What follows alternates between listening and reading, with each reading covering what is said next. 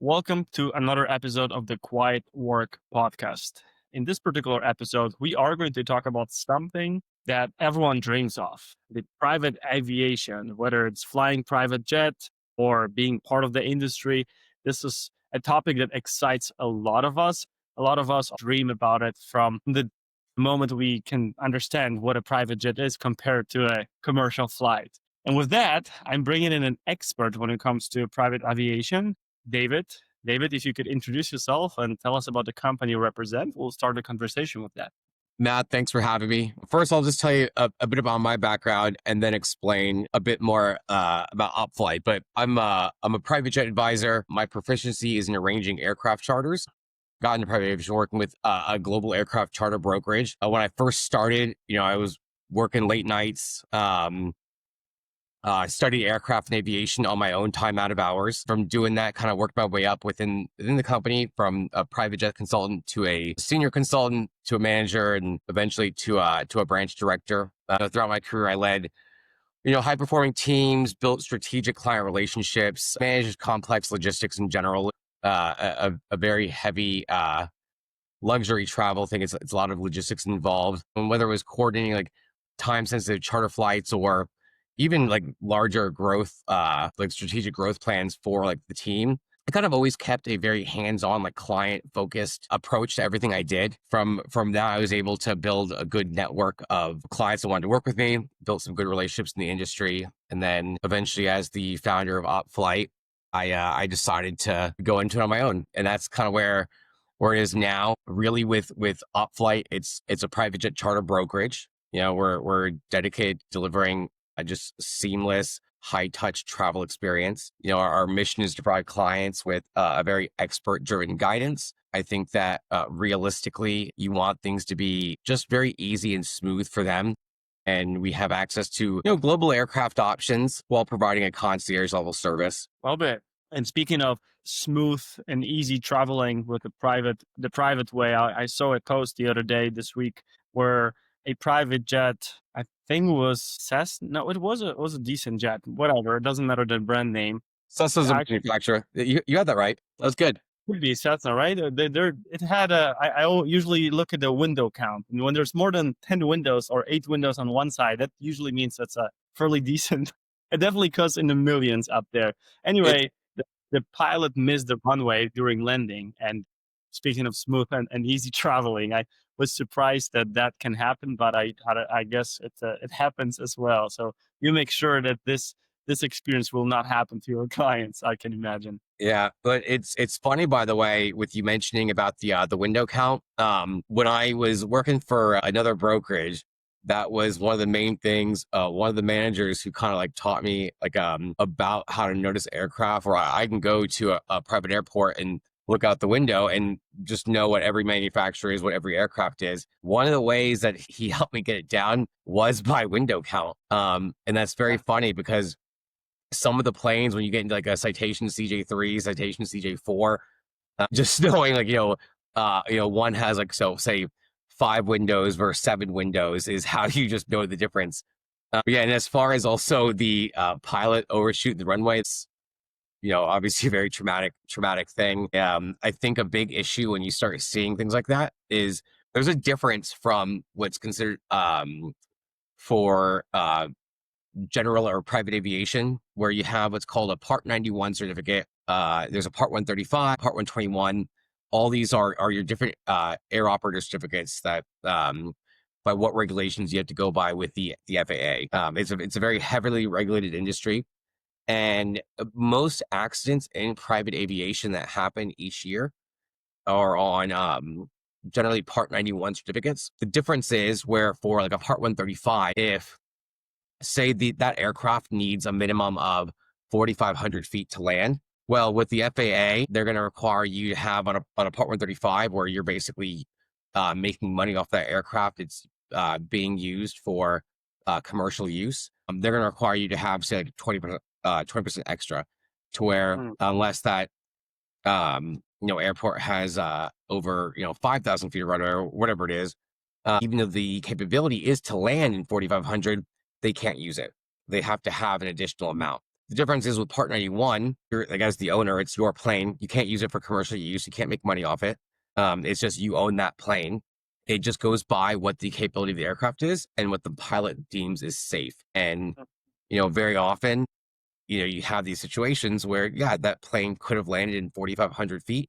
That runway is 4,500 feet. Maybe there was a strong wind and they had a late touchdown and boom, you ran off the runway. I can imagine. But training, probably continuous training, is very important. I know that there is a private plane as well that is capable of landing in any environment, even in the desert. From what I remember, I knew the name. My cousin, one of my cousins in Poland, was looking into that. Once he reaches a certain level of growth and scale at his company, where he needs to travel more frequently between offices in different countries on small distance. In Europe, we travel 3 hours by car and you're in different countries. So that's different than traveling in Latin America or North America, just for those who are not familiar with Yeah. how you structured. But I remember he mentioned a private plane. It wasn't a big one, but also one plane that was able to land anywhere, pretty much, almost. I could be wrong. I'm just taking a guess. I would assume he's probably talking about a turboprop, like a Pilatus PC. It's a super versatile aircraft that they can land in dirt, tarmac. It's used for that stuff all the time, honestly. And that may not be it. There's other planes that also that are versatile. That's probably one of the most common ones, and it's probably the most commonly used, like, regional travel aircraft. And it's funny, a side thing. Obviously, with being a global industry, and I was chatting with you for a bit yesterday. You deal with people from all over the globe doing this, and I always find it interesting how different countries handle things. I remember, um, last time I was trying to book some helicopters in Poland. Those guys are funny. I mean, I feel like they handle like the Wild West. They're like, you give us the money, we're gonna have the aircraft there, but I don't know for sure if you have your documents in place. It's like it's a very Wild West over there. I thought that was really funny. I that specific one, just because the fact that they couldn't get me an air operator certificate, I gave the client that airline operator's information and said, "Hey, listen, I can't book this for you because for just liability, but here's their stuff if you want to work with them," and just had him book directly with them. It It was happens. fine. Yeah, go ahead. Go ahead. No, I mean it was fine. I mean, at the end of the day, like, that's their airline operator's their job. It's like, on my side as a broker, there's just so much liability that, like, I always have to make sure I have everything properly in place between the insurance, the air operator certificates or D85s, and just, crossing my T's, dotting my I's. I can imagine. Well, it's funny you mentioned the helicopter, because he's charting one helicopter pretty frequently, and the guy literally flies into his backyard, takes him anywhere he wants, and it's definitely could be seen as a wild west. But obviously, knock on wood, we still trust the pilot that he's doing a good job, at least based on his experience. But yes, I can imagine it's. I use the pole whale as an example of it. Definitely not the only country that that is, like, that does that. I feel like there's a lot of countries that it kind of works in a very different way. With the US, it's just a very heavily regulated industry. There is a lot of compliance, and personally, to me, like, it's not worth the risk of, God forbid, something happens just to make a quick Right. payment. Now, I'm glad to explain that to the customer. I'm glad to put them directly in contact. If I'm not going to do it for you, it's not like I'm going to leave you high and dry. There's not many situations where that happens, but, at the end of the day, with this industry, you're not really, like, buying an aircraft. You're buying assurance. So, like, your broker, like, the trust that you build with them, the relationship you build with them is the biggest value. I mean, like, it's, you know, it's private jets. It's extremely expensive. Whether, say, like, I'm charging, $5,000-6,000 more than someone else, like, a lot of clients, they prefer to work with someone that they're comfortable with, that they know, hey, this guy is on top of things, handles things. Like, in this industry, money is not really the determining factor. So really having that assurance, having that trust, that transparency makes all the difference. I mean, like, there's a lot of times when I'll be talking to clients and I'll give them a bunch of additional details they don't need, like, for if an aircraft possibly a fuel stop and what like the operator's typical fuel stop places, operator reputations. Obviously I'll go into like things like their safety rating, like whether it's Argus or Wyvern, but like realistically, people appreciate that more having that knowledge. And again, they probably don't even really actually retain that information, but people don't really necessarily remember what you quoted. They remember how you made them feel. And Does that make trust is trust is gold, and I can imagine that industry it's more so than in any other industry. How you made, or the experience, overall experience, make them feel is so important as well. And I agree with you on that. You mentioned on multiple occasions today that the industry is highly regulated, well, especially in the United States, or particularly in the United States. From your perspective as a broker, is it really difficult to start a brokerage and get into the industry from your perspective? Because I can imagine, obviously, the plane, the pilots, you have to check on all of that. But from your perspective, how difficult it is to obtain those certifications? So I would say it isn't difficult. To be honest, I'm not gonna make it sound like it's harder than it is. Now, I'm not saying that anyone can just go do it. I was within a global brokerage and learned how to get into the industry.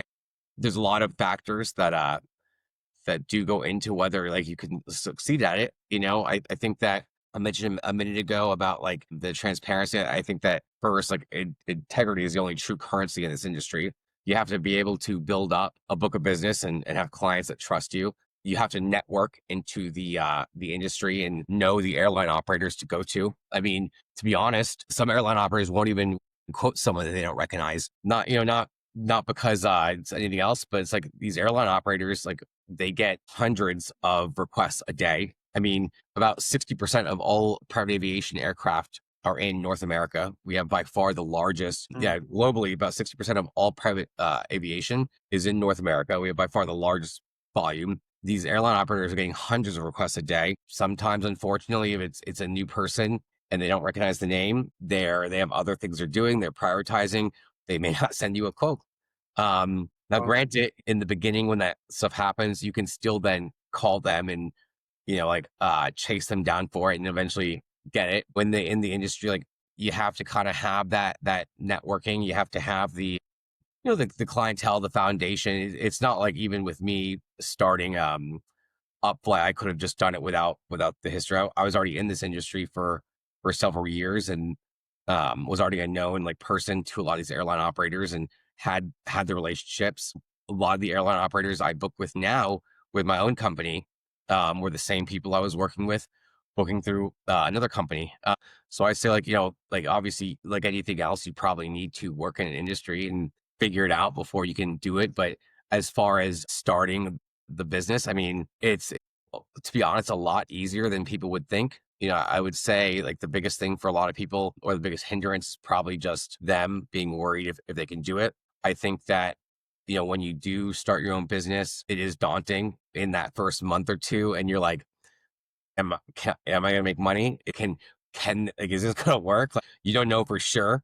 If the money's going to come in, if clients are going to give you an opportunity, especially like, where I went from working with like the largest global aircraft charter brokerage to then starting the little small independent company. And it's daunting. You don't know for sure.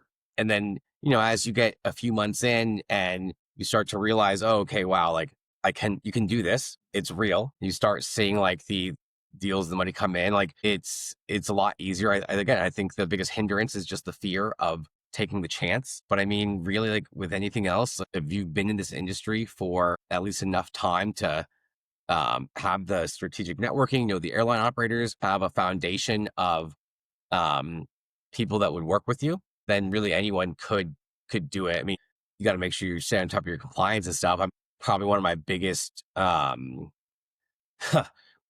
biggest learning curves was some of the stuff like you don't know what you don't know. Oh, I didn't realize when I first started I have to pay FET every 2 weeks. FET is like federal excise tax. It's 7.5%, whatever the charter is.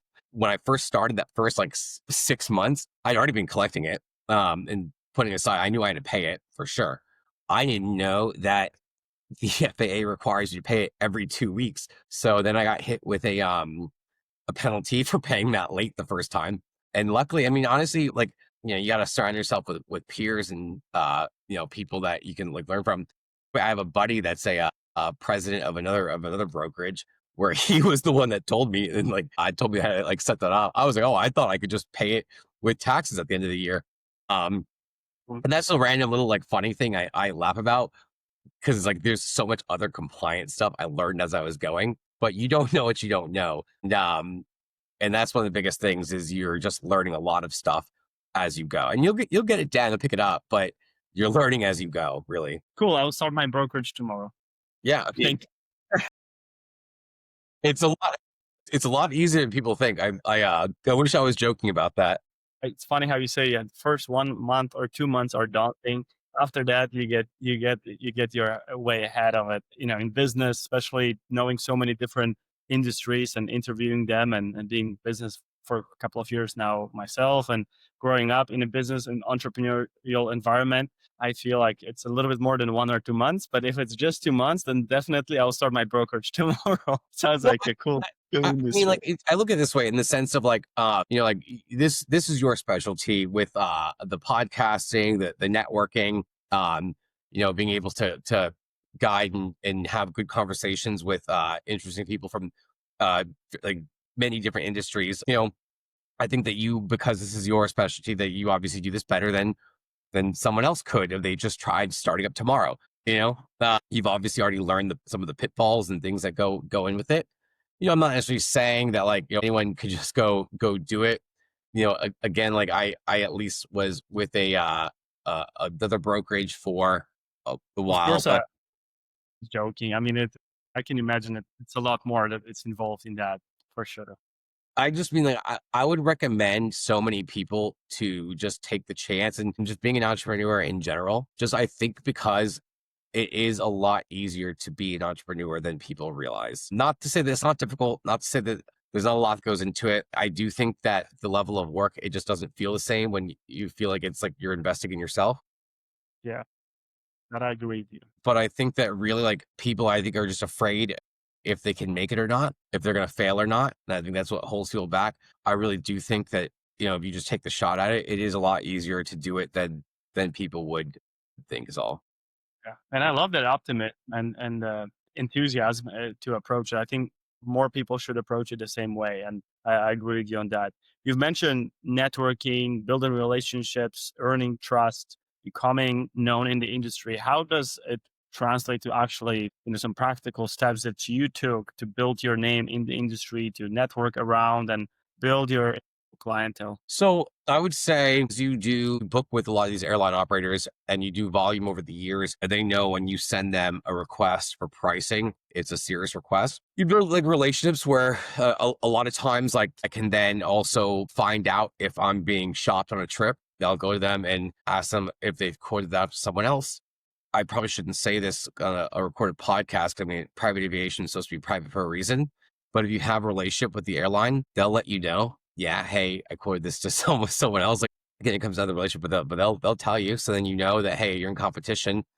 Gives you an idea of where you have to be like to win it, or like if you have to go in less just to win someone over. You have that, and then also it gives you more leverage to negotiate with the airlines. I mean, as a broker, a lot of times we make our money also by negotiating the price down the back end. If I know a customer is shopping a trip and as a new customer, I want to win them over. I know they're going to do a lot of business long term. I mean, realistically, every customer I have, I took from someone else. You're not selling people and flying private. It's extremely expensive. They already fly or they don't. So you're just looking for people that already fly. So they're already working with us and you bring them over. But very often the way you add value in the beginning is with price. I'll go in extremely low, almost at cost just to win the trip. I don't need to make money on the first one. I know that getting the business, getting a new client, and it will make money long term. That person's going to be booking with me for the next 10 years. I'll make a lot more money than, getting them on board on the first one. And a lot of times, like once you've won the trip, you'll go back to the airline operator, you'll negotiate like, hey guys, is there any wiggle room on this price? Like I really want to work with you guys, but like, obviously like I'm trying to make something too. It depends, but a lot of them will work with you. They're okay with taking a little bit of a sacrifice. They would rather make a little bit of something than a whole lot of nothing. Negotiating on the back end. I mean, if you don't have the relationships with the airline, they don't give a damn if you ask them to drop price. Like, they don't care. And if you're going to do that, if they do drop price, you better actually book with them, because that's going to ruin a relationship that you get someone to drop and still a book with them. But just like I would say, like that, I mentioned earlier about airlines like not always quoting people. I would say for a lot of newer brokers in the industry, that's a problem that a lot of them run into, where these airline operators, they're getting hundreds of requests a day. I mean, I don't know the exact, but there's over 20,000 private aviation aircraft in North America. There is, again, 60% of all bookings in globally are in North America. They have millions of people. Even if you just take the top 1%ers, like, you have about 3 million people a year flying private. Many of them are flying private multiple times a month. So like these people are very busy. They get, again, usually 150, 200 plus requests a day. If they see a request from someone that they don't recognize the name, and they don't necessarily know if it's a serious request, they're going to move on. They're going to prioritize the ones that they know, hey, this person books with us, and make sure they get him that quote before they get you that quote. So that's tough.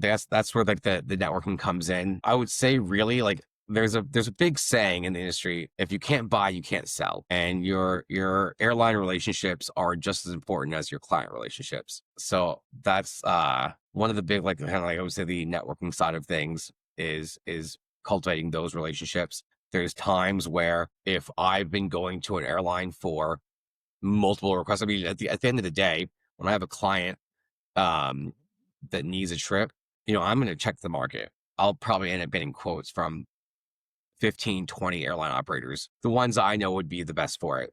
At the end of the day, I'm only going to book with one of them, So if I have like an airline operator that I've gone to them for a lot of quotes and have not booked with them in a long time, sometimes I'll sacrifice, make a little bit less, even if they weren't the cheapest, and just book with them just to maintain the relationship. So they keep quoting me when I come to them. But things like that is where I would say the networking, at least for the relationship with the airline operator side. Again, if you can't buy, you can't sell.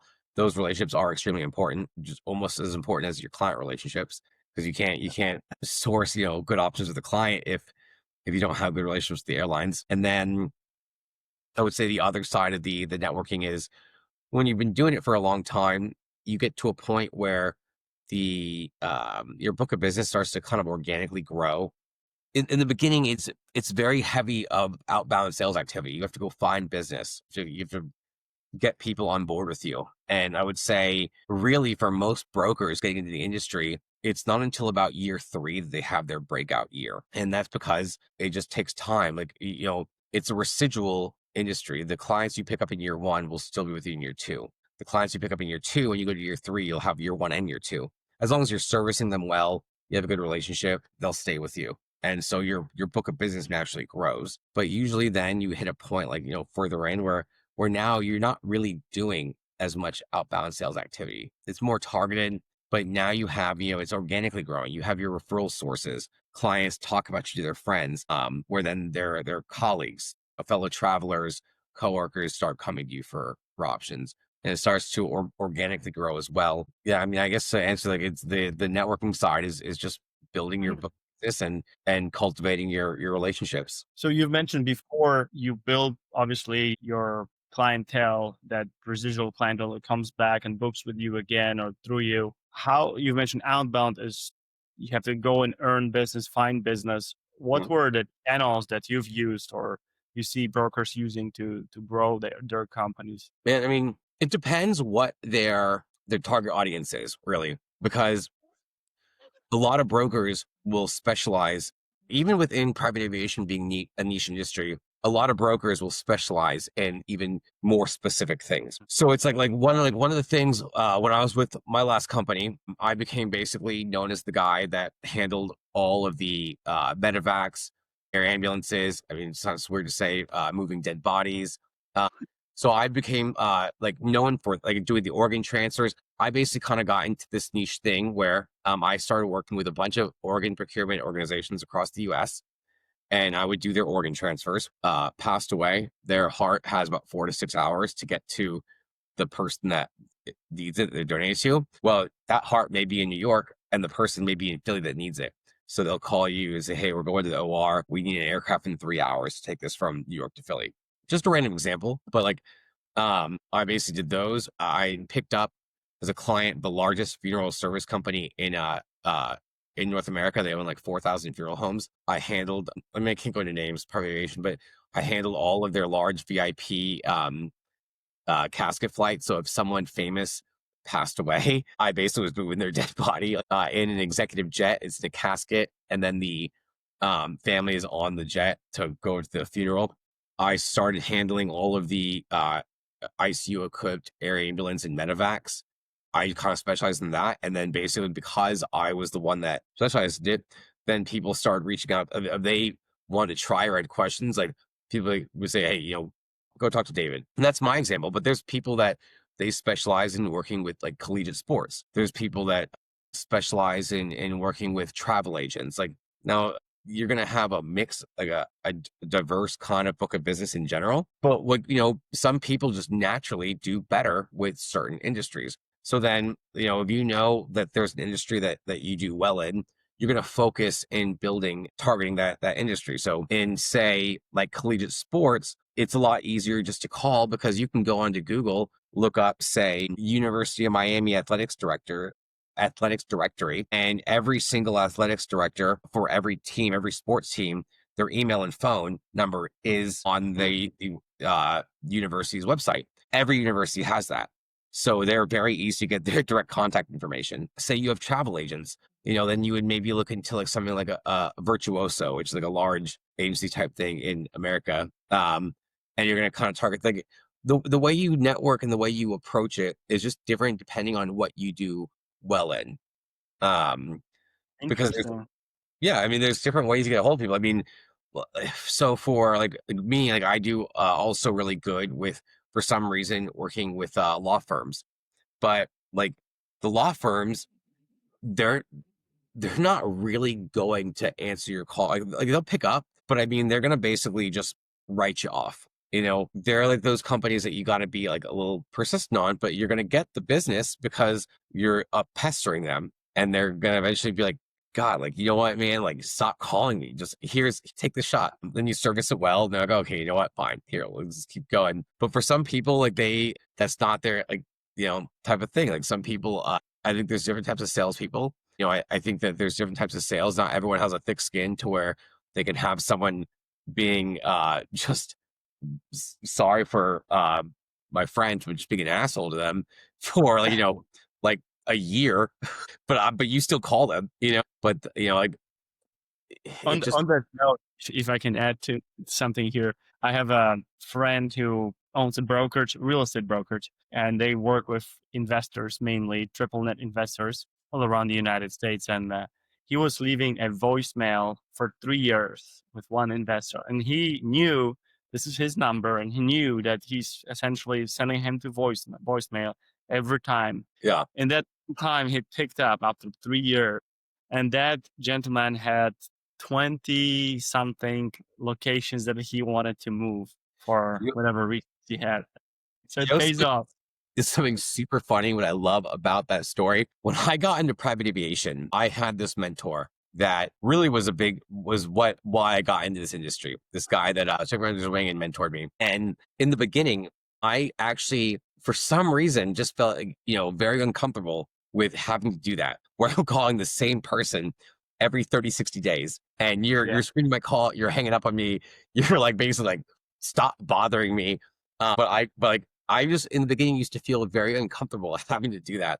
And he one day said to me, basically like, and I'll paraphrase it, but basically like, this person, you have nothing to lose. This person already has no value to you if they're not booking with you. You have like, who cares if you're annoying them? They're already not booking with you. So you have nothing to lose. He was like, the stapler on my desk has more value because at least it staples my papers. He was like, he was like, just do it. Like, what's the worst going to happen? Is he just hang up on you again? And I remember like hearing that, and I was like, like I guess still I feel a little uncomfortable sometimes doing it, but part of starting a business or part of being a salesperson is you got to get comfortable with being uncomfortable. So I still do it regardless. But I feel like that's always something that stuck with me of like, well, I kind of think about, okay, you know what, like take a deep breath, go for it. You know, Yeah. I mean, some of the guys in the brokerage do 16,000 cold calls a year, 16,000. it's crazy.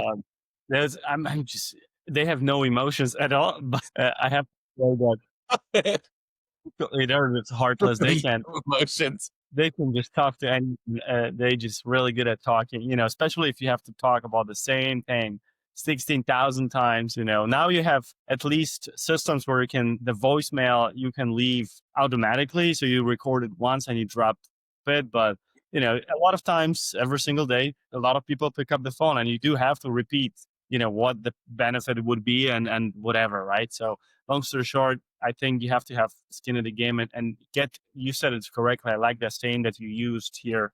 You have to get comfortable being uncomfortable.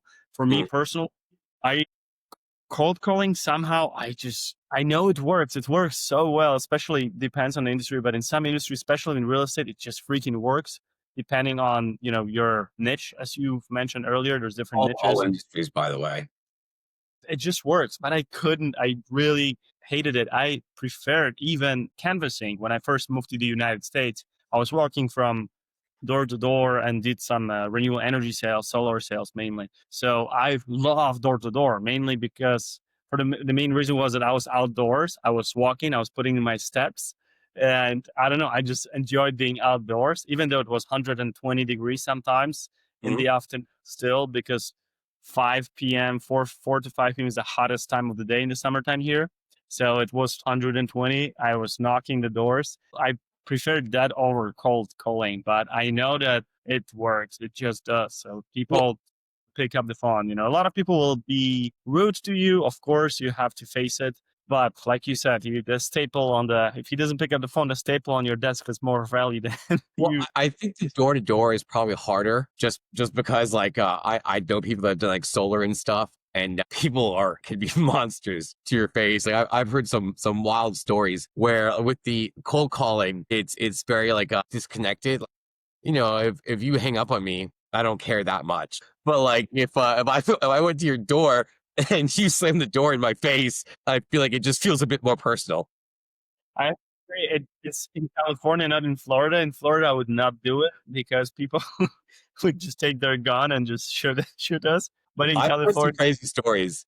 I've always thought one of the biggest things that always worked well for me, I call it guerrilla visits. But if I can't get a hold of, if I've qualified this lead, I know you're flying private. You're not giving me a shot. I've been calling you every 60, 30, 60, 90 days for like a year and a half. Okay.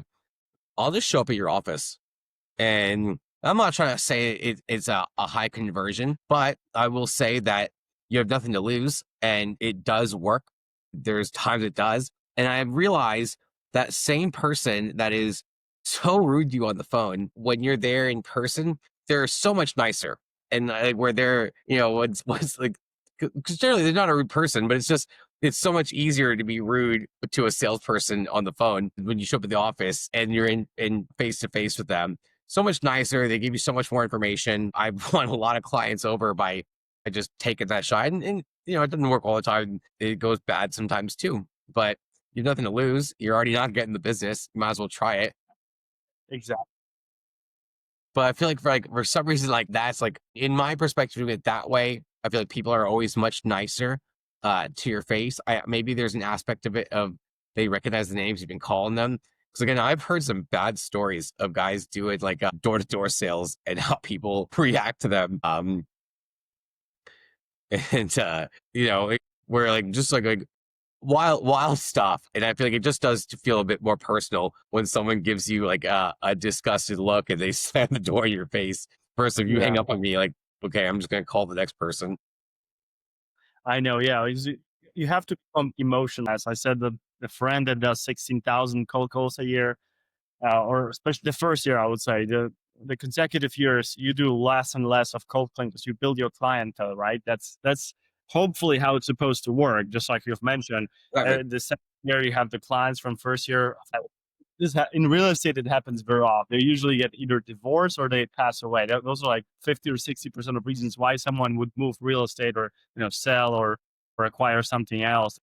That's usually what happens. So I can imagine that scenario happens in older industries, but again, you have to become a little bit not a little bit, really emotionless with someone slamming the door in your face or calling your names or threatening you with a gun, where you cold call, when obviously the worst thing that can happen, they will just hang up on you or threaten you over the phone, which they can't really do much, right? They, Mhm. maybe they'll leave. If they really had a bad day, they'll leave you a bed with you because you try to sell them some services, whatever. But most of the times, they just move on with their day, and they had a good day. They'll talk to you. If they had a bad day, they just hang up on you and continue with their bad day. So it is what it is. I would say, at the end of the day, like even being an entrepreneur, you're still a salesperson. My whole background was sales. I just started my own company only 8 months ago, and it's still a growing company. I have two brokers that work for me, that they're we're building it. The idea obviously is to keep growing. Really, I do it because I'm now basically running independently my own book of business, where then I get 100% of my deals as opposed to running it through a company. I still look at myself like as a salesperson. That's all I've done. But I would say at the end of the day, no matter like what like it is you do, I mean, there's like a few main things that people always need to like understand it to be successful. I mean, uh, especially if you're going to go into like your own business, I would always say like you want to start lean and validate early.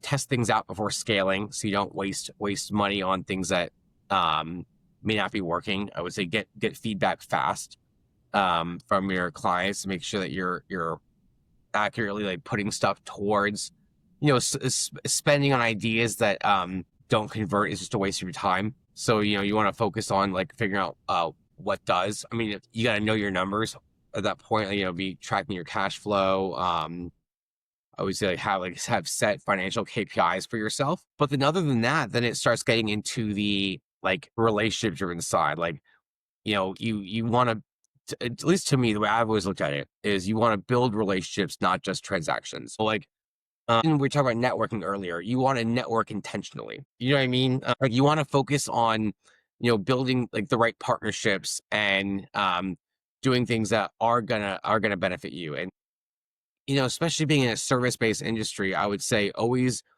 under promise, over deliver. So that's a huge thing, because if you tell a customer that, hey, I'm going to have this to you by this afternoon, have it to them by that afternoon, you got to always do what you say. Again, in any service based thing, I would say under promise and over deliver is a huge part of it. And then one of the biggest things where I feel like why I was able to rise up within a company and go from being a individual salesperson to being a director and running an office was, you want to know every stakeholder. You want to know your client, like their assistant, what their tastes are, how you can make their assistant's job easier with the way like providing options, or even helping them with ground transportation. You want to know their spouse's tone, what like how to talk to their spouse. If they own a plane, like you want to build a relationship with their pilot. You want to find out, for private aviation, it's called an FBO, the private terminal.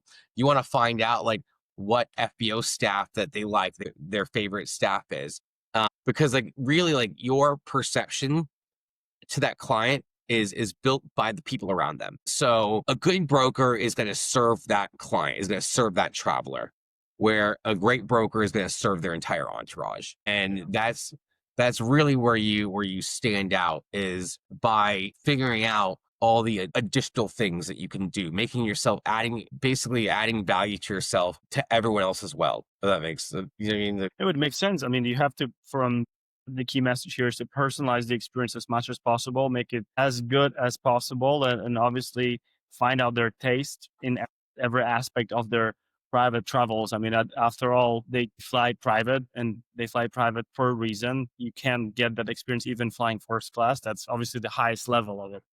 Well, I mean, first class. I mean, imagine a first class New York to California could be $3,000. New York, California private jet, you're looking at $35,000.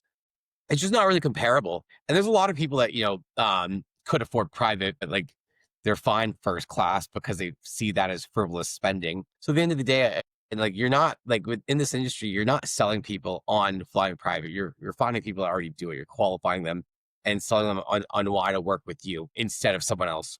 But like that comes into then the adding value and all the extra little things that you do and you think about. I said earlier about how like customers aren't booking an aircraft like they're not buying an aircraft, they're buying assurance. You know what I mean? Like they're going to the person that like they feel like you're handling, their business or leisure, like you're handling their family.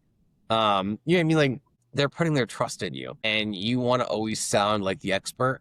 Even like I would say, you always have a calm, collected way of talking about it and be prepared. But they're coming to you as their expert on these things.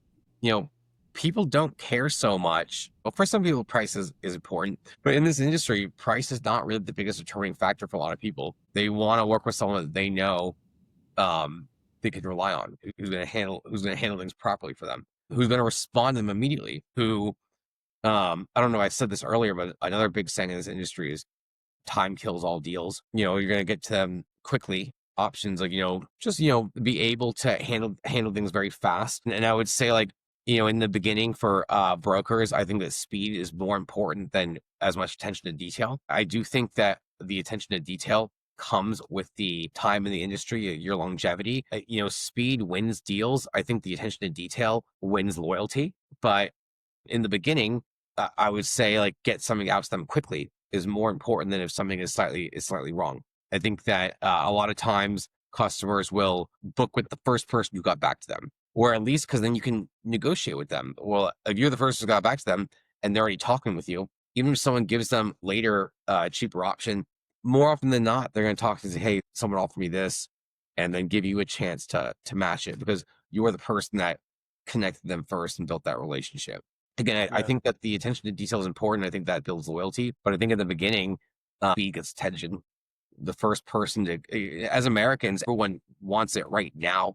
So it's like the first person who's getting with them is generally the person that they feel most connected with. Yes, absolutely. Speed to lead, say, in some industries. So you want to make sure that you're going to answer. Just one thing that I can share, the one major lesson that I've learned from the broker that work under with was the fact that he approached every single lead as the biggest opportunity of his life with certain gravitas as well, to make sure that that person gets the care they deserve. And he treated every single person, be it in business potential client of yours, as the other. Like he really didn't differentiate, and that was amazing to observe. And you'll be surprised how much business you might get from if you approach it that way. If you show up with extreme care to everyone who might be initially maybe small opportunity. In your case, I can imagine someone who is booking a smaller plane for now, or maybe only every now and then, but who knows, maybe he has a friend who is flying constantly. And if you amaze him with great experience because you gave him care, someone else didn't, right? He will come back to you, or he'll bring business to you, and he will talk in good terms about your experience with you, and that brings a lot more business in the long term. So I agree with you on that particular point. The thing is, like, Matt, you're exactly right, and I think that like you can say that because with what you do, you have to then also network, meet people, and that then can build into other relationships. And I feel like people that do that networking, that is really in all industries. I mean, I could give you exact examples of how that went, where I won a client over where they were booking tiny piston propeller aircraft. I was making $300 a booking off them, but that client ends up then referring 3 customers to me. And I actually got one of my largest customers as a referral from this guy I was making no money on, booking tiny, $300 per booking tiny piston planes. And then that's literally a true story. Like I got I'm a large customer through that. But how you are so spot on with saying that, I think that's how all industries generally are. And you've obviously had why you say it's your own experience with that as well. I Right. think that really you do have to kind of treat every opportunity as, maybe if you're not like, making as much money off it, like what potential could come from it, because a lot of people miss out on opportunities on just not taking it serious. Like I had a new client I picked up recently that she basically just had told me she was not a regular private flyer. She's flown private before, but like where she was on with friends and she wasn't like super like familiar with exactly what aircraft it was, things like that. But she's done it before. It's not a typical thing. She wanted to book something.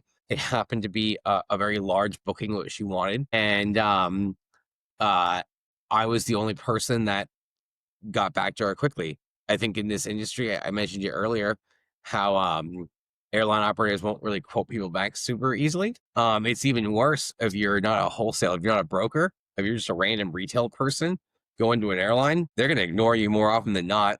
Like if you're just a random person that they've never like heard before, like either they're not gonna quote you at all, or they'll get back to you like days later. You're day late, dollar short. Other people already quoted this.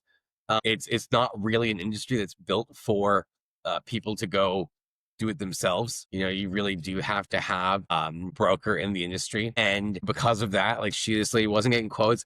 It takes me all of 2 minutes to give her a price, and just doing that builds the relationship. Like what's the worst that happen is it's not a real thing, but what I lose 2 minutes of time just to get like a price out to her with the opportunity that it could be real. Like, I think that's a big issue with this industry is so many people, because there's just I guess like so much like fraud or scams in it. So many people are just very jaded if someone's a real customer or not. It's very expensive. A lot of people will ask for a price because they don't know the cost, and they'll get sticker shock. And obviously, it wasn't real for them to begin with. But so then, so many people are jaded within the industry of dealing with it all the time that a lot of them will just pass over, like not just giving an option out to someone that they don't really they don't recognize. It's a very common thing in this industry. And I would say, like, again, the time kills all deals. Just being the first person to get back to this like random lady end up working out.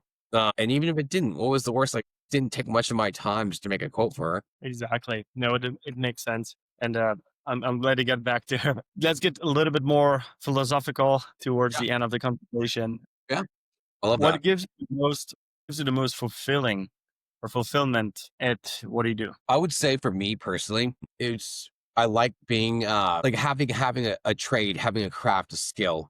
Being like a master of your craft, being an expert at something. That's where I get fulfilled.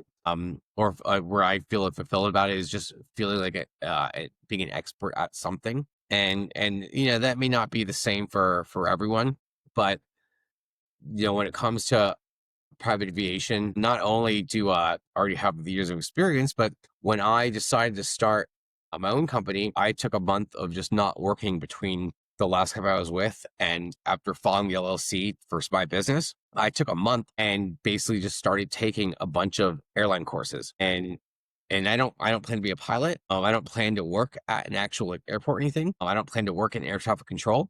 But I thought that to me, the more knowledge you have in the industry, even if I'm not a pilot, but I have a better understanding of IFR versus VFR, which your like instrument flight rules versus your like visual flight rules. Like if I had better understanding of like airport lingo for dealing with air traffic control, like just having a more encompassing knowledge of the industry only benefits you. Knowledge can't hurt to have more knowledge. And I would say again, like to answer the original things, that's where I feel fulfilled is being an expert of my craft and having a trade or skill I'm good at. I'll say specifically even for this industry, I mean, margins are earned through expertise. Like where how much money you're going to make on it. Or I was telling you before, you can charge more. Clients aren't like super like price driven as much as like they're willing to spend. It's private aviation, and there's always going to be a more expensive option. You go to NetJets, they're crazy. It's like the people are willing to spend more on working with someone they trust. And I said, like, like I said, margins are earned through expertise. So, anyone can quote an aircraft, but I think being able to explain why it's the right one for that customer makes such a big difference. And I feel like that's kind of the part of the industry that I like. Just um, like mastering fleet knowledge. Like, I guess that the best way to say it is like when you master insight, price becomes secondary, and I think that Mm. that's important. So I already get fulfilled from being a master of my craft, and then that also then benefits me more with making money in the long run. Yeah, I love it. Margins are made through expertise. That's a good one right Yeah, there. no, but I mean that's the reality. And what I would say, because I'm going to talk about philosophical for closing out stuff, I would tell anyone, like, invest in yourself first of all.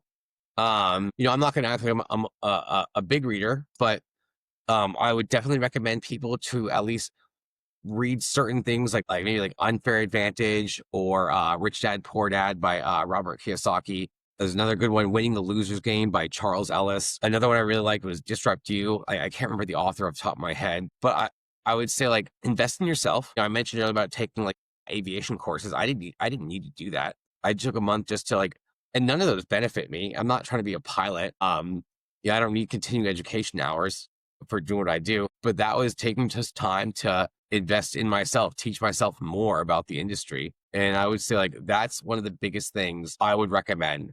That, and also actually, is prioritize your mental and physical health, because I think that burnout kills a lot more salespeople than bad ideas do. Yeah, for the reason that we've mentioned earlier during the conversation, why they burn out was a lot of them burn out quickly. My second to last question that I usually ask, and in your case, I can imagine the answer to it, but I will still ask you that if you had an opportunity to sit across the table from David when he was just starting out, what piece of advice would you share with him? Would that be what you just said, to invest in himself more than ever, or is there anything else that you would add to that? So I mentioned it earlier, like, when I first started out, I was the first one in, last one out. I was studying aircraft specs and stuff on my own time out of hours. I've always kind of believed in doing that, and that's obviously why I was able to kind of ramp up into the industry. I mean, maybe for some people that is the advice that they need. I would say probably, like, the biggest advice I would say to, like, someone is just do it, just go for it. I'm 35 years old. Now I'm, been in the industry for a while, a little bit older, feel more confident in myself to do it.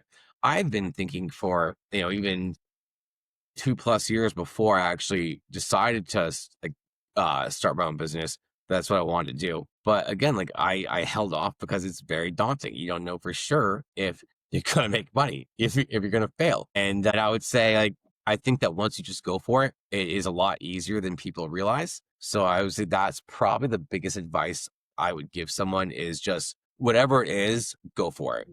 Whatever your experience is, whatever your knowledge base is, go for it. Like, even if it doesn't work, it's still a learning experience for most people. And I know a lot of people that have successful businesses now that they didn't, the first one that they didn't necessarily work, but it's all learning experiences. And I feel like once you've done it once, it's much easier to keep doing. Yeah, I agree with you. Good advice there. Final question for you today, David. What are you excited about the most in the near future? Could be business related, doesn't have to be, up to you. What I'm excited about the most. I'll say, since we're already talking about, like, the business side, I'll gonna think more on the business side of it. Now that, like, I have the business going, I do so many other things than my original specialty. Sometimes I feel like I'm almost like a full one-stop shop travel agent. I do a lot more than just private jets now. It's interesting because when I was working for another brokerage, oh, I wouldn't have done that because I was a private jet advisor. But now with my own business, I'm like, yeah, I'll figure it out. Whatever. Like, you want a yacht? I know yacht brokers. Okay, let's do this. But I would say, like, now that how's it been going? Like, I guess most excited to actually see the growth, and see, like, like, follow, like, tangibly how much it actually is growing month to month. I mean, it really is kind of my baby. So that's the biggest thing. And then, actually, another thing how I rant a lot, but I'll say this. Um, two of the guys that I brought in as contractors, I mean, both guys I believe in, they're like can do fine. One of them specifically was someone that I mentored in the industry with my previous company. Like one of them was someone like I knew kind of like separately a little bit in the industry, and I really enjoy watching other people's success. And I guess that's another probably thing I guess I'm excited about is to see these two guys that I'm bringing into my business early on and being able to then watch their growth firsthand as well as I support them and help them grow and help build their success. But that's kind of an exciting thing for me as well to watch like their success grow in the industry. Yes, giving back, educating others, like the 33 or one third rule, however you want to call it, 33% rule. I think that sounds best. When you spend one third of your time with people at your level, your peers, you grow together, they build their business, you build your business. You spend one third of your time with people below your level. So you help them, you help them grow, you teach them, educate them, whatever you know, you pass that knowledge on to them. And then one third, which is the most challenging one, is trying to spend as much time as possible with people above you so you can learn from them, be coachable, and extract their wisdom and put it into your life. I think that rule is extremely powerful if implemented correctly. And that essentially is one part of it is obviously giving back, as you've mentioned. And I love doing that as well. And I love learning and being coached by others who have achieved much greater success in life so far. So with that, yeah, go ahead, finish it. Is like I don't know how the business is for you, but like I love that one third rule you said because like, you definitely seem the kind of guy that probably took that to heart. I think it's very interesting. I think that's very true, and maybe not always easy for everyone.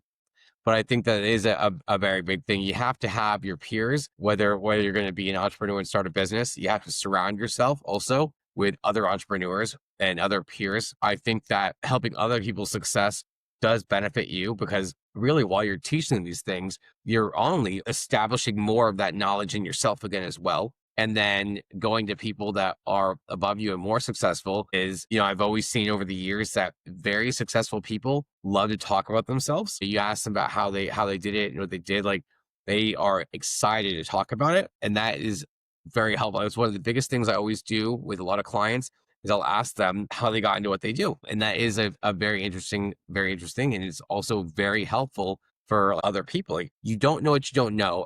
I know we're closing out, but I'll say a big problem for a lot of people is that it's very difficult for them to achieve more than where they came from in life, what their parents or what their family did, because they don't have the vision to see beyond what they had in life. Most doctors statistically had a doctor that was a cousin, an uncle, father, a mother, a brother that had a doctor in the family already. It's much more difficult for people to achieve beyond what they grew up with because they don't know what that looks like. And I would say that's one of the biggest things is once you kind of like, hear it from other people, getting that knowledge, it helps you build that vision to then, achieve more, take the next step. I like that. No, it absolutely applies to everything we discussed today. Yes, it's and I like that the fact that you're curious about your clients' stories as well, because I'm a curious person, and I would definitely do the same thing. Find out what made you, other than inheriting wealth, which I can imagine is plays a major. That's a lot of yeah. If you were born, yeah. I wish, To do that I could potentially get to, obviously get to the level, the higher echelon of traveling and be able to travel with, private style. And yeah, that's what I wish for both of us, a lot of growth and staying curious and continue to be coachable and educate others as well by giving back. Thank you so much, David, for your time. Thank you so much for all the wisdom and the golden nuggets you've shared with us and your story. I appreciate you inviting me. I knew I was looking forward to it. It was great talking with you. Really enjoyed this, man. I appreciate it. Thank you, David. I'll talk to you soon.